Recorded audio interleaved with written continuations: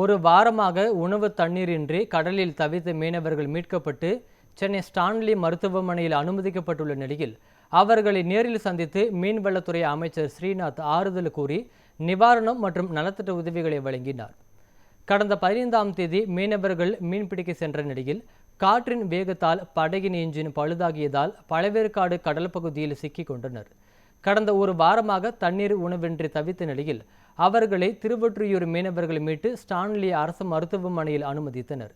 இதனைத் தொடர்ந்து மருத்துவமனைக்கு சென்ற மீன்வளத்துறை அமைச்சர் ஸ்ரீநாத் ஆறுதல் தெரிவித்து அவரது குடும்பத்தினருக்கு நிவாரணம் மற்றும் நலத்திட்ட உதவிகளை வழங்கினார்.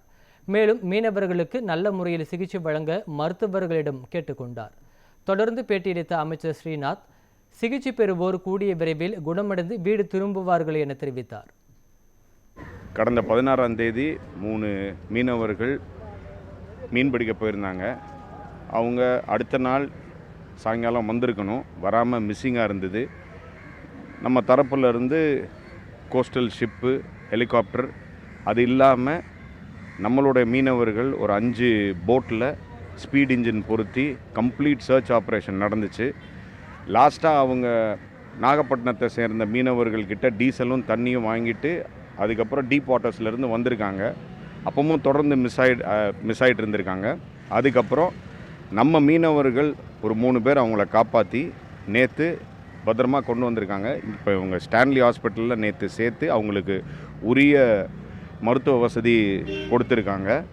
என்னென்னா கொஞ்சம் 3 நாள் 4 நாள் சாப்பாடு இல்லாமல் தண்ணி இல்லாமல் இருந்ததுனால கொஞ்சம் டீஹைட்ரேட் ஆகிருக்காங்க. எல்லாரையும் பர்சனலாக பார்த்துருக்கேன், நல்லபடியாக இருக்கிறாங்க. அதுதாங்க அந்த பீஸ் கமிட்டி மீட்டிங் பேச்சுவார்த்தைகள் போயிட்டுருக்கு. 30ஆம் தேதிக்கு மேலே நல்ல ஒரு விடை தெரியும். இப்போதைக்கு அந்த ப்ராப்ளம் அப்படியே ஒன்றும் பிரச்சனை இல்லாமல் இருக்குது. அது நம்ம எதுவுமே பெருசுப்படுத்த வேணாம். அதெல்லாம் ப்ராப்பராக பேச்சுவார்த்தைகள் நல்லபடியாக நடந்துக்கிட்டு இருக்குது.